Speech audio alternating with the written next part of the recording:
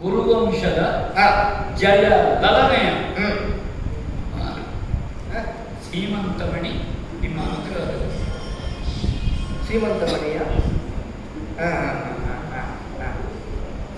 ಜಯ ಲಲನೆ ಮುಖ ತಿರುಗಿಸಿ ಈಚೆ ಹಾಕಬೇಕ ತಾವು ಕಂಬಳಿ ಹಾಕಿ ಉದ್ಘಾಟನೆ ಬಿಡಿಸುವುದು ನಾವೇ ನಾವು ಬೇಕು ನಮ್ಮ ಜಯದ ಆಶಯ ಚಿಗುರು ನೀವು ಬೆವರು ಸುರಿಸಿದ್ರೆ ಬಾಕಿದವರು ನೀರು ಹಾಕಿದ್ರು ಬಿಡಿ ನೀವು ಬೆವರು ಸುರಿಸಿದ್ರೆ ಹೀಗೆ ಮಾಡಿ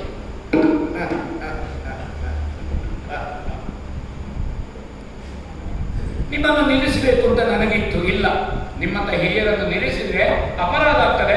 ಈ ಸಲ ನಾನು ನಿಮ್ಮನ್ನು ಮುಂದೆ ಕೂತ್ಕೊಳಿಸಿ ಅಂತ ಮಾಡ್ತೇನೆ.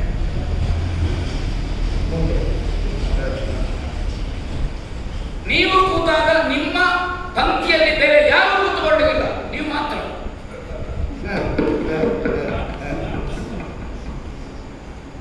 ಬಂದವರು ನಿಮ್ಮ ಕಾಲು ಹಿಡಿದು ನಿಮ್ಮ ಹಿಂದೆ ಕೂತ್ಕೊಳ್ಬೇಕು. ಅದೇ ಈಗ ನೀವು ದೇವರು ಮಾಡಿ ಈಗ ಮೂರ್ತಿ ಆಯ್ತು. ಈಗ ಮೂರ್ತಿಯನ್ನು ಮುಂದೆ ತಂದುಕೊಳ್ಳಿರಿಸಿ ನನ್ನ ವಿಜಯ ಶೋಭಾಯಾತ್ರೆ ಜೈತ್ಯಯಾತ್ರೆ ನೀವು ಮುಂದೆ ಕುಳಿತು ನಿಮ್ಮ ಹಿಂದಿನಿಂದ ಏನು ಪಲ್ಲಕ್ಕಿಯ ಅಲ್ಲ ಮೇಲೆ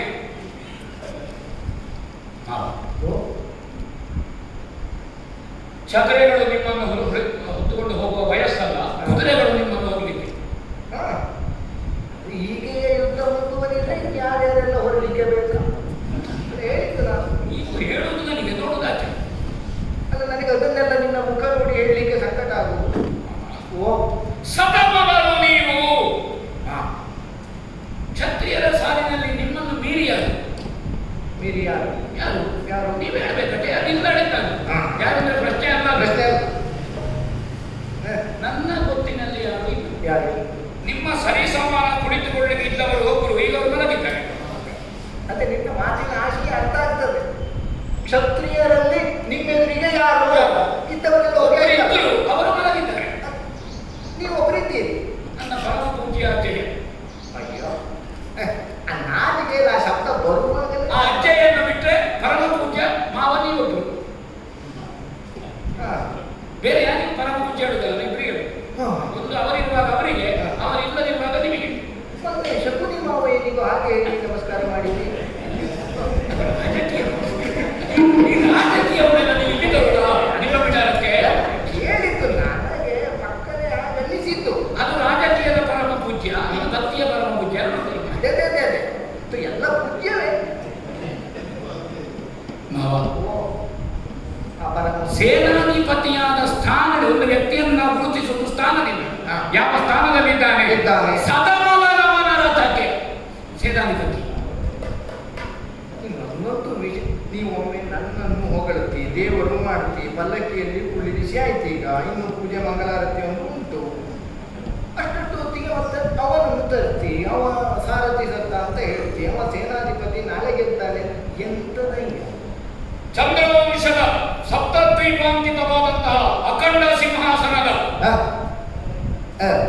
ಶಾಶ್ವತೀಕರಣ ಮತ್ತು ಅಭಿಷೇಚನಕ್ಕೆ ನಾನು ಕೈಗೊಂಡಿರುವ ಈ ಧರ್ಮಯುದ್ಧದ ನಮ್ಮ ಪಕ್ಷದ ಧರ್ಮ ಪಕ್ಷದ ಮಾತು ನೀವು ಹೇಳಿದ್ರಿ ಹೌದಾ? ಅನ್ನ ಹಾಕಿದ್ದು ಧರ್ಮರಾಯನ ಅಂತ ಗ್ರಹಿಸಿ, ಹಾಗೆ ಅನ್ನ ಹಾಕುವ ಧರ್ಮರಾಯ ಅಂತ ಇದೆ. ಮತ್ತೆ ಎಷ್ಟು ಜನ ಆಗ್ತಾ ಇದ್ದಾರೆ?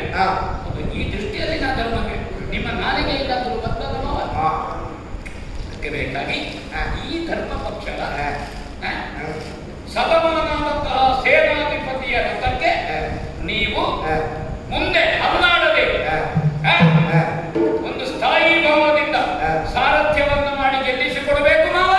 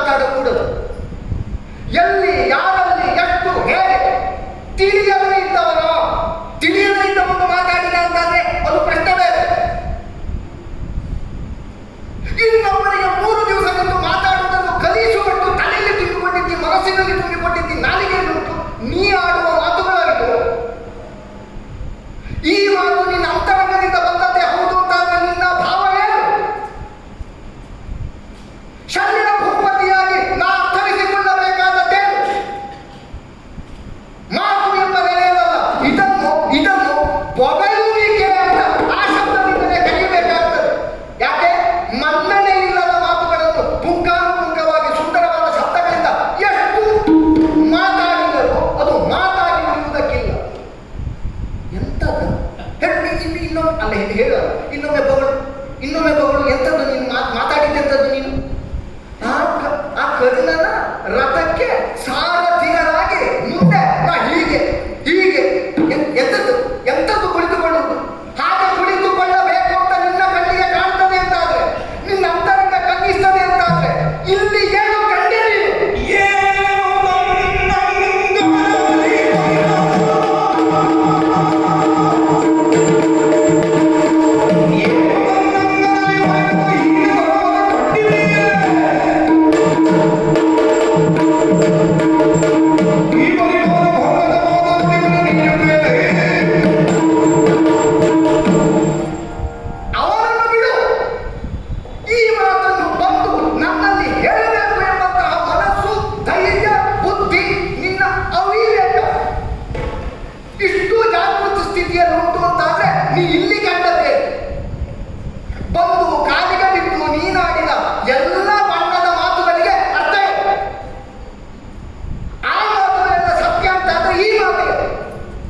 ಈ ಮಾತೆ ಸತ್ಯ ಅಂತಾದ್ರೆ ಆಟಾಡಿದ ಮಾತು, ನಾಟಕದ ಮಾತು.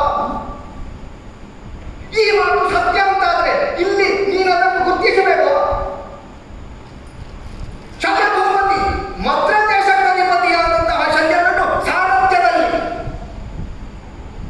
ಕದವಾಳವನ್ನು ಹಿಡಿದು ವಿರೋಧಿಗಳ ಕತ್ತನ್ನು ಕತ್ತರಿಸುವಲ್ಲಿ ಸಾಮರ್ಥ್ಯದ ಆ ಸಂಪನ್ನತೆ ಎಷ್ಟು ರಣಕಣ ಕಂಡಿದೆ. ನೀ ಕಂಡಿಲ್ವೋ? ಆ ಪರಾಕ್ರಮದಲ್ಲಿ ಮಲಿನತೆಯನ್ನು ಅಂದ್ರೆ ಅಸಾಮರ್ಥ್ಯತೆಯನ್ನು ನೀ ಗುರುತಿಸಿದ್ಯೋ? ಪ್ರಾಮಾಣಿಕವಾಗಿ ಹೇಳು. ಕುರುಕ್ಷೇತ್ರದ ರಣಕಣದಲ್ಲಿ ಯುದ್ಧದ ಪ್ರಾರಂಭದಿಂದ ನೀ ಆಲೋಚನೆ ಮಾಡಿದರೆ ಪಾಂಡವ ಪಕ್ಷದ ಪ್ರಪ್ರಥಮವಾದ ಒಬ್ಬ ಮಹಾರಥಿಯ ಹೆಣ ಹಾಕಿದ ಪ್ರಥಮ ಯೋಧ ಈ ಶಲ್ಯಭೂಪ. ಹೌದಾ? ವಿರಾಟನ ಪುತ್ರ ಒಂದು ಕಾಲಕ್ಕೆ ಷಂಡತನದಿಂದ ಅಂತರಂಗದಲ್ಲಿದ್ದ ಉತ್ತರ ಭೂಪ ಅಂದ್ರೆ ವ್ಯಂಗ್ಯಕ್ಕೆ ಒಳಗಾದಂತಹ ಉತ್ತರ ಕುಮಾರ ಯಾವ ಅರ್ಜುನನ ನಾಮಸ್ಮರಣೆಯಿಂದ ಮಾರ್ಗದರ್ಶನದಲ್ಲಿ ಮಹಾರಥಿಯಾಗಿ ಬೆಳೆದು ನಿಂತನೋ, ಕುರುಕ್ಷೇತ್ರದ ರಣಕಣ ಆಶ್ಚರ್ಯಚಕಿತವಾಗುವ ಹಾಗೆ ಹೋರಾಟದ ಕೋಲಾಹಲವನ್ನು ಸೃಷ್ಟಿಸಿದನು. ಅಂತಹ ರಣಕೋಲಾಹಲವನ್ನು ಸೃಷ್ಟಿಸಿದ ಉತ್ತರ ಭೂಪನನ್ನು ಮಡುವಿನ ಶಲ್ಯನ ವಿಕ್ರಮದಲ್ಲಿ ಕುಂದ ಶಬ್ಬಸ್. ಅದು ನೀ ಹೇಳಿ ನನಗಾಗಬೇಕಾ? ವಿರಾಟನ ತಮ್ಮ ಶತಾನೀಕ ಶಂಖ ಹೆಣವಾದದ್ದು ಈ ಶಲ್ಯನ ಶಲ್ಯ ಚುಚ್ಚಿದ್ದರಿಂದ ನೆನಪುಂಟ? ಬರೆದಿಟ್ಟಿದ್ದೇನೆ. ಪ್ರಯೋಜನ ಎಂತದು? ಬರ್ತಿಟ್ಟಿದ್ದಾರೆ. ಅದು ಭಾವಚಿತ್ರದ ಕೆಳಗೆ ಹಾಕುವ ಆಲೋಚನೆಯ ಸನ್ಮಾನ ಪತ್ರದಲ್ಲಿ ಬರೆಯಿತು. ಉಳಿತೀಯ ನೀನು? ನನಗೆ ಸನ್ಮಾನ ಮಾಡಲಿಕ್ಕೆ ನೀನು ಗೌರವ ಮಾನಭಂಗದ ಮಾತುಗಳನ್ನಾಡುತ್ತಾ ಸನ್ಮಾನ ಅಂತ ಹೇಳಿದ್ರೆ ಅದು ಸನ್ಮಾನವಾಗ್ತದೆ. ನೀ ನಾಲಿಗೆಯಿಂದ ಮಾತಾಡಿದ್ದಲ್ಲ ನೆನಪಿಟ್ಟುಕೋ. ನಿನ್ನ ನಾಲಿಗೆಯನ್ನು ಕತ್ತಿಯಾಗಿಸಿ ಶಲ್ಯ ಭೂಪತಿಯ ಮಾನದ ಕತ್ತನ್ನು ಕತ್ತರಿಸಿ ಚೆಲ್ಲಿದೆ. ನಾನು ಕಾಣುವುದಿಲ್ಲ ನಿನಗೆ.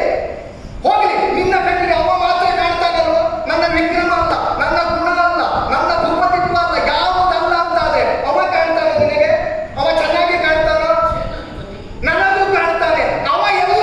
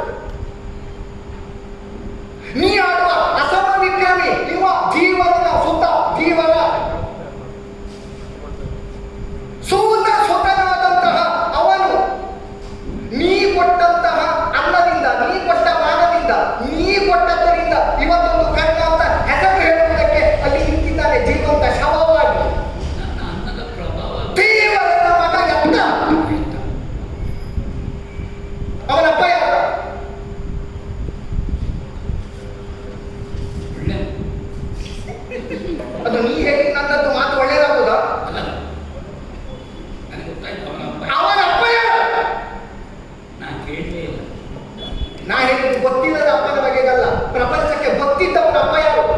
ಅವನನ್ನು ನದಿಯಲ್ಲಿ ಬರುವಾಗ ಎದೆಗೆ ಹಾಕಿಕೊಂಡು ಅಧೀರಥ. ಅಲ್ಲಿಯೂ ಮತ್ತೆ ಸುತ್ತು ಹಾಕಿ ನಿಮ್ಮ ನಿನ್ನ ಅಧಿರಥ ಅಧಿರಥ ಎಲ್ಲಿದ್ದಾನ? ಅವ ಮತ್ತು ಅರ್ಧರಾತ್ರಿ ಅವತ್ತಲ್ಲ, ಇವತ್ತೆಲ್ಲಿದ್ದಾನ? ಇವತ್ತು ಸೇನಾಧಿಪತಿಯಾದ ಕಾರಣ ಸುದ್ದಿ ಕೇಳಿಕೊಂಡಿರುವುದು ಎಲ್ಲಿ ನಿಂತುಕೊಂಡು ಮಗ ಹೇಗೆ ಎಲ್ಲಿ ನಿಂತು ಸುದ್ದಿ ಕೇಳಿದ್ರು ನಿನ್ನ ಅಪ್ಪನ ರಥದಲ್ಲಿ ಸಾರಥಿಯಾಗಿ ಇದ್ದಾನ. ಯಾಕೆ ಸಾರಥಿ ಅಪ್ಪನಿಗೆ ಕಾಣುವುದೇ ಇಲ್ಲ, ಅದಕ್ಕೆ ಸಾರಥಿ ಬೇಕು. ಯುದ್ಧದ ಸುದ್ದಿ ಕೇಳಲಿಕ್ಕೆ ಸಂಜೆ ಇರುತ್ತದೆ, ಸುದ್ದಿ ಹೇಳಲಿಕ್ಕೆ ಅವರಿದ್ದಾರೆ. ಇವರಿಗೆ ಸಾಮರ್ಥ್ಯಕ್ಕೆ ಇವ ಬಿಟ್ಟು ಹೋಗ್ಲಿಲ್ಲಲ್ಲ. ನಿನ್ನ ಅಪ್ಪಯ್ಯ ಕೆಲಸದಿಂದ ತೆಗೆದಾಕಿದ್ದ. ನಿನ್ನ ಅಪ್ಪಯ್ಯ ಅವನಿಗೆ ಸಾರಥಿತ್ವದಲ್ಲಿಯೇ ಕುಳ್ಳಿರಿಸಿದ್ದಾನೆ. ನೀ ಮಗ ಇವನಿಗೆ ಸೇನಾಪತಿತ್ವ ಕೊಡುವವ ನೀನು ಅಲ್ವಾ? ಹಾಗಾದ್ರೆ ಧೀವರನ ಮಗ ಎತ್ತ, ಧೀವರನ ಮಗ ಎತ್ತ. ಅತ್ತ ಬದಲಾಯಿಸಿದ್ರು ಅವನ ಅಪ್ಪನಲ್ಲಿ ಕಾಣ್ತದದು ಧೀವರತ್ವ. ಯಾಕೆ? ತನ್ನಂತರಂಗದ ಗುಣ ವಿಶೇಷಗಳು ಯಾವುದೂ ಇರಲಿ, ತಾನು ಧೀವರ ಎಂಬುದನ್ನು ಚೆನ್ನಾಗಿ ನೆನಪಿಟ್ಟು ಧೃತರಾಷ್ಟ್ರನ ಎಷ್ಟೇ ಸ್ವರ್ಗೆ ಪ್ರೀತಿಯನ್ನು ಅನುಭವಿಸಿದ್ರು ತಾ ಎಲ್ಲಿರಬೇಕು ಅಲ್ಲಿಯೇ ಇರುವುದಕ್ಕೆ ಧೀವರತ್ವ, ಬುದ್ಧಿಯ ಶ್ರೇಷ್ಠತೆ ಅಂತ ಹೆಸರು. ಅದಕ್ಕೆ ಸಂಸ್ಕಾರ ಅಂತ ಹೆಸರು. ಯಾವುದಿಲ್ಲದ ಇವ ಎಲ್ಲ ವರ ಭೂಪತಿತ್ವ ಎಂತ ಅಂಗ ದೇಶಕ್ಕೆ ಅಧಿಪತಿ, ಅಂಗ ದೇಶಕ್ಕೆ ಅಧಿಪತಿ. ಅಂಗ ದೇಶವನ್ನು ಕಣ್ಣೆತ್ತಿ ನೋಡಿದ್ದಾನ? ಕಣ್ಣೆತ್ತಿ ನೋಡುವವನಿಗೆ ನಾ ಕೊಡ್ತೇನೆ. ಅಲ್ಲ, ಕೊಡುವುದಿಲ್ಲ ನೀನು. ಆದ್ದರಿಂದಲೇ ಕೊಟ್ಟು ಪ್ರಯೋಜನ ಉಂಟಾ? ನನಗೆ ಪ್ರಯೋಜನ ಉಂಟು ಅಂತ ಕೊಟ್ಟದ್ದು. ಅದೇ ನಿನಗೆ ಕೊಟ್ಟವನಿಗೆ ಪ್ರಯೋಜನ ಆಗುತ್ತಿದ್ರೆ ನಾ ಕೊಡುವ. ಅದೇ ಸುಯೋಧನ ನಿನ್ನದಾದ ಪ್ರಯೋಜನ ಇಷ್ಟು ನೀ ಮಾತಾಡುವುದಕ್ಕೆ ತೊಡಗಿದ್ದು ಕೇವಲ ನಿನ್ನ ಪ್ರಯೋಜನವನ್ನು ನೋಡಿ ಮಾತ್ರವೇ ಹೊರತು ನೀ ಈ ಮಾವಯ್ಯನನ್ನು ಕಂಡು ಮಾವಯ್ಯನ ಅಂತರಂಗವನ್ನು ಕಂಡಲ್ಲ. ನವನ ಹಾಗೆ ಯಾವ ಭಿಕ್ಷೆಯಾಗಿ ಕೊಟ್ಟ ಭೂಪತಿತ್ವ ಅಲ್ಲ, ಇದು ಹುಟ್ಟಿನಿಂದ ಬಂದ ಪರಂಪರಾಗತವಾದ ಆತ್ತಾಯನ ಪರಂಪರೆಯ ವರ ಭೂಪತಿತ್ವ. ಆ ಜೀವನ ಮಗ ಎತ್ತವರ ಭೂಪತಿತ್ವ ಇತ್ತನದೆತ್ತ. ಯಾವುದನ್ನು ಆಲೋಚನೆ ಮಾಡದೆ ಅವನದ್ದಾದಂತಹ ರಥದಲ್ಲಿ ಸಾರಥಿಯಾಗಿ ಕುಳಿತು ಕತ್ತಿಯನ್ನು ಹಿಡಿದು ಕಾಳಗದ ಕಣದಲ್ಲಿ ಮಹಾರಥಿಯಾಗಿ ವಿಕ್ರಮಿಸಬಲ್ಲ ಕ್ಷತ್ರಿಯನ ಕೈಯಲ್ಲಿ ಚಮ್ಮಟಿಗೆ ಕೊಟ್ಟು ಕುದುರೆ ಹೊಡೆಯುವುದಕ್ಕೆ ನೀನು ಮಾತಾಡುವುದಕ್ಕೆ ಬಂದಿದ್ದಿ ಅಂತಾದ್ರೆ, ನೀ ಮಾತಾಡುವುದಕ್ಕೆ ಬಂದಿದ್ದಿ ಅಂತಾದ್ರೆ ಇದೋ ಕತ್ತಿಯೂ ಬೇಡ, ವಿಜೃಂಭಿಸುವುದಕ್ಕೆ ತೊಡಗಿದೆ. ಧ್ವನಿ ಸಾಕು, ಕಂಠ ಸಾಕು, ಸುಟ್ಟು ಪದ್ಮ ಮಾಡಿ ಎಲ್ಲಿ ಅವ ಎಲ್ಲಿ ನೀ ಯಾಕೆ? ನನಗೆ ಸಂತೋಷ ಆಯ್ತು.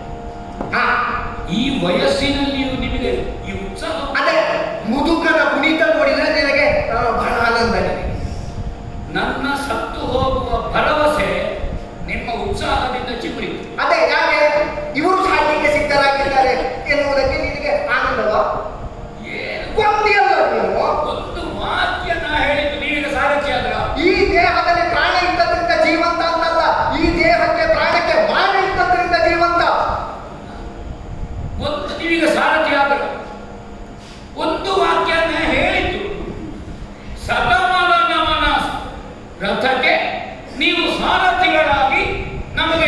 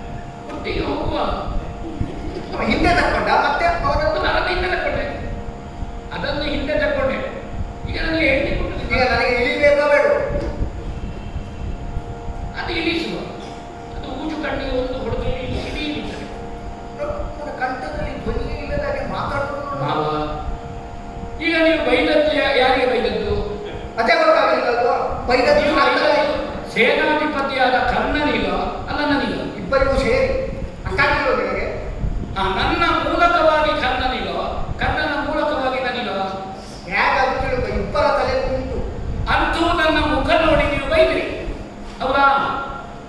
ಇದು ಖಾಸಗಿ ವ್ಯವಹಾರ, ನಮ್ಮದು ಬಿಡರದ ವ್ಯವಹಾರ ಇಲ್ಲ. ನೀವು ಬೈದದ್ದನ್ನು ನಾನು ಕಡತದಿಂದ ತೆಗ್ತಾಯಿದ್ದೆ, ಅದು ನಾಳೆ ಉಲ್ಲೇಖಿಸಲಿಕ್ಕಿಲ್ಲ. ಈಗ ನೀವು ನನ್ನನ್ನು ಬೈದದ್ದನ್ನು ನಾನು ದಾಖಲೆ ಮಾಡುದಾ? ನಾ ಹೆದರ್ತೇನೆ ಅಂತ ತೆಗಿಬೇಡ, ನಿನಗೆ ಬೇಡ ಅನ್ಸಿದ್ರೆ ಇದು ಬೇಕಾದ್ರೆ ಬಿಡು. ಅಲ್ಲ, ಬೈಗಳನ್ನು ನಾನು ದೊಡ್ಡ ಸಂಗತಿಯೇ ಮಾಡಲಿಲ್ಲ. ಮಾವ ಅಡಿಯನಿಗೆ ಬೈದದ ವಿಷಯ ನೀವು ಬೈಲಿಕ್ಕೆ ಇರುವವರು. ಬೈದದ್ದನ್ನು ಬರಿಬೇಡ, ಯಾಕೆ ಬೈದ ಅಂತ ಅದು ಬರಿ. ನಾನು ಒಂದು ಹೇಳ್ತೇನೆ, ಈ ಪ್ರಾಯದಲ್ಲಿ ಸಿಟ್ಟು ಮಾಡುವುದು ರಣಕಲಕ್ಕೆ ಹೋಗ್ಬೇಕು, ಅಲ್ಲಿ ನಗಾಡ್ತಾ ಯುದ್ಧ ಮಾಡುದು. ಅಲ್ಲ, ಈ ಪ್ರಾಯದಲ್ಲಿ ನೀವು ಇನ್ನೂ ಅಲ್ಲ ಇಂದಿಗೆ ಬದುಕಿದಷ್ಟು ವರ್ಷ ಯುದ್ಧ ಮಾಡಲಿಕ್ಕೆ ಮಾವನನ್ನು ಕಲಿಸುವಾಗ ಮಾವನಿಗೆ ಈ ವಯಸ್ಸಿನಲ್ಲಿ ಸಿಟ್ಟು ಬರುವಾಗ ನೀವು ಆಮೇಲೆ ನಾನು ಬದುಕಿದಷ್ಟು ಬದುಕಲಿಕ್ಕೆ ಉಂಟ. ಯಾಕೆ ಸಿಟ್ಟು?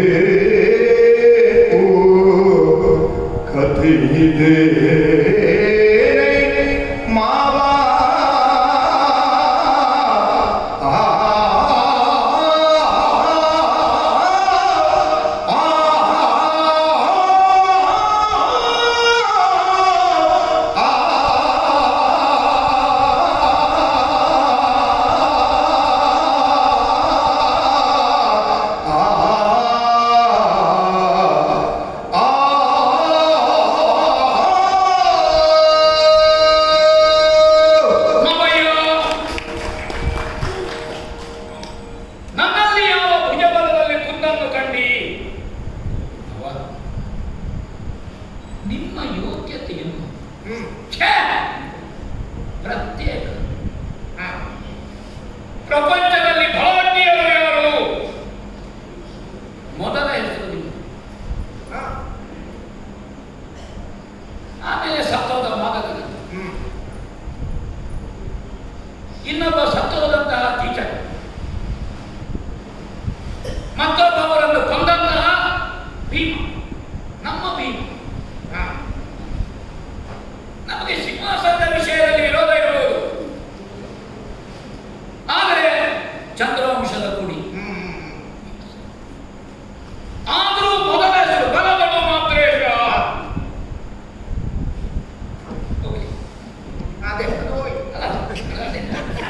ಈಗ ರಾಜಸೂಯದಲ್ಲಿ ಶಿಶುಪಾಲ ಕೊಬ್ಬೇಡ, ಅಲ್ಲಿಗೆ ಮಹಾಮುಖ ಜನಾನಿ ಸಾಯ್ಬೇಕಾದ ಸಂದರ್ಭದಲ್ಲಿ ಸತ್ತೋದ. ಸಾಯುವುದು ಒಂದು ಗೊತ್ತುಂಟವರಿಗೆ. ಕೃಷ್ಣನನ್ನು ಅಗ್ರಪೀಠಕ್ಕೆ ಏರಿಸಿದ್ದನ್ನು ಆಕ್ಷೇಪಿಸುವ ಒಂದು ಮಾತಾಡಿದ. ಒಂದು ವೇಳೆ ಹೌದಾದ್ರೆ ವೃತ್ತರಾಜರಾದಂತಹ ಶಲ್ಯರನ್ನು ಕೂತುಗೊಳಿಸಲಿಕ್ಕೆ ಆಗುವುದಿಲ್ವೋ? ಈ ಸಿಟ್ಟಿನಲ್ಲಿ ಆಕ್ಷೇಪಿಸುವ ಬರದಲ್ಲಿಯೂ ವೃತ್ತರಾದಂತಹ ರಾಜತ್ವ ಇರುವವರು ಶಲ್ಯ ಭೂಪತಿಗಳು ಅಂತ ಶಿಶುಪಾಲನ ಹೇಳಿಲ್ವೋ? ನಾನು ಹೇಳಿದವ ಹೇಳಿದ್ದು ಸರಿ ಇದ್ದಲ್ಲ. ಆ ಮೂರ್ಖನಿಗೂ ಸಿಟ್ಟು ಬರುವಾಗ ನಿಮ್ಮ ಯೋಗ್ಯತೆ ಅಂತ ಗೊತ್ತು ಹೇಳಿದ ಪ್ರಶಸ್ತಿ ಕೊಟ್ಟು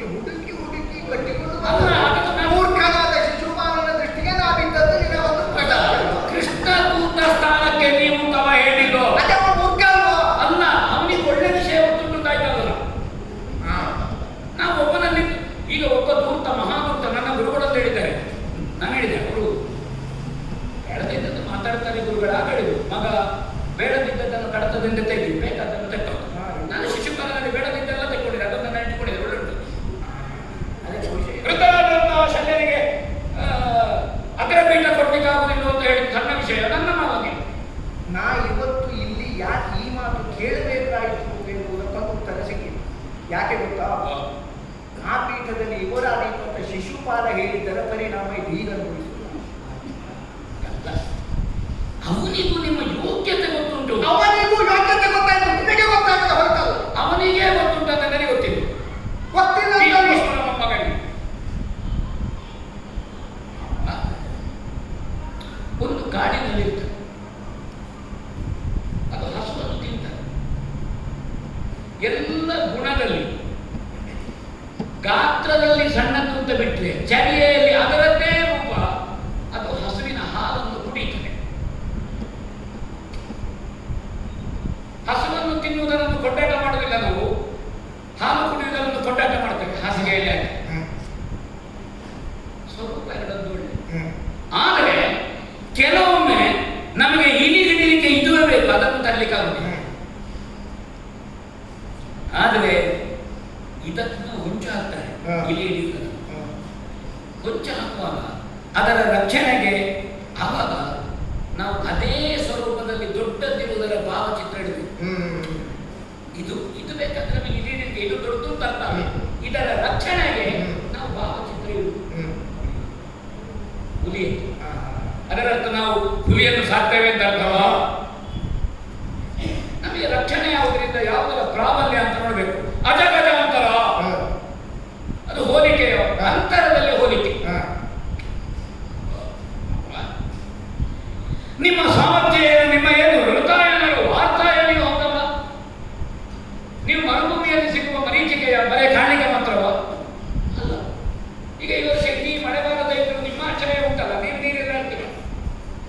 ಮತ್ತೆ ಇದನ್ನೆಲ್ಲ ನೀನು ನನ್ನಲ್ಲೇ ಕೇಳು. ಅದೇ ಹೇಳ್ತೀರಾ? ಹೇಳೋದಿಲ್ಲ ಅಂತ ನನಗೆ ಗೊತ್ತುಂಟು. ಹಾಗಾದ ಕಾರಣ ನೀವು ಗಂಗಾ ನದಿ ಇದ್ದಾಗ ಯಾವ ಋತು, ಸರ್ವ ಋತುಗಳಲ್ಲಿ ಮೈ ತುಂಬಿ ಹರಿಯುವವರು ನೀವು.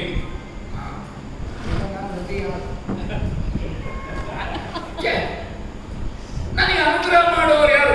ಗಂಗೆಯ ಗರ್ಭ ಸಂಜಾತರಾದಂತಹ ಭೀಷ್ಮರು, ಗಂಗೆಯ ನದಿಗೆ ಸಮತುಲ್ಯರಾದಂತಹ ನೀವು. ನಾನು ಮತ್ತೆ ಆ ಒಟ್ಟು ನೀರಿಟ್ಟುಕೊಳ್ಳು ಬೇಡ. ಈಗ ನಾನು ಕುಳಿತುಕೊಂಡಿರುವ ಸಿಂಹಾಸನ, ಪಾಂಡವರು ಅವರಿಗೆ ಅಲ್ಲದೆ ಇದ್ದು ನಮ್ಮನ್ನು ಅಂತ ಹೋರಾಟ ಮಾಡುವ ಈ ಅಧಿಕಾರ ಇನ್ನೊಂದು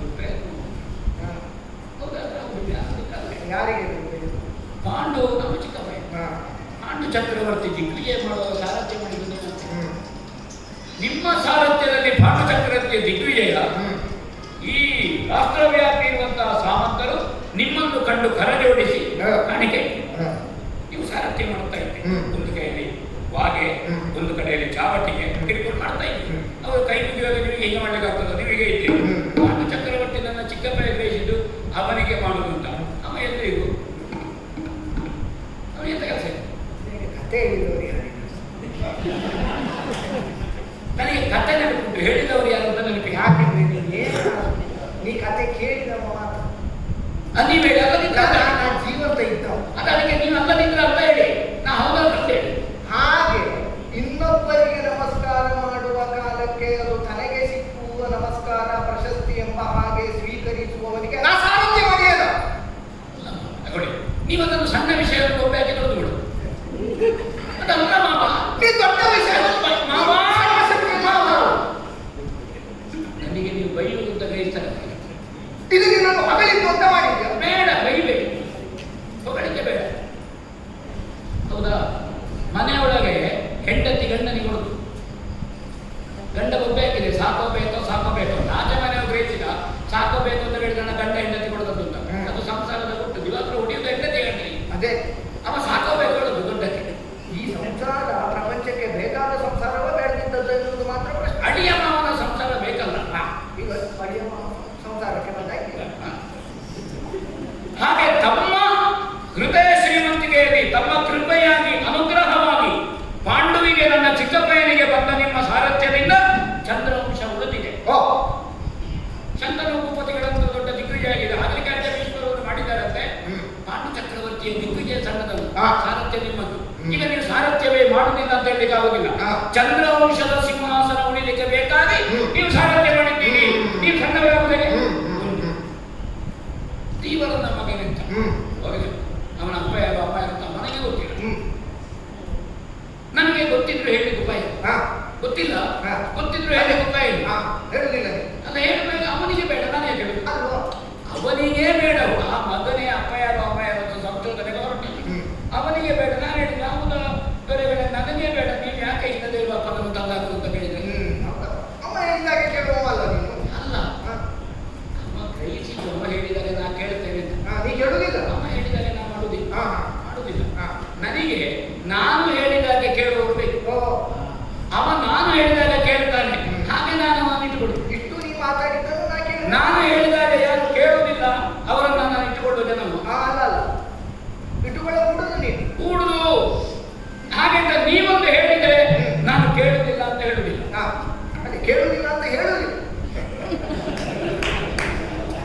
ನಿಮ್ಮ ಹತ್ರ ಹೇಗೆ ಮಾತಾಡಿದ್ರು ನಿಮ್ಮ ಹತ್ರ ಅಲ್ಲಿಗೆ ನಿಮಗೆ ಶಾಸ್ತ್ರ ಸಿಗ್ತದೆ.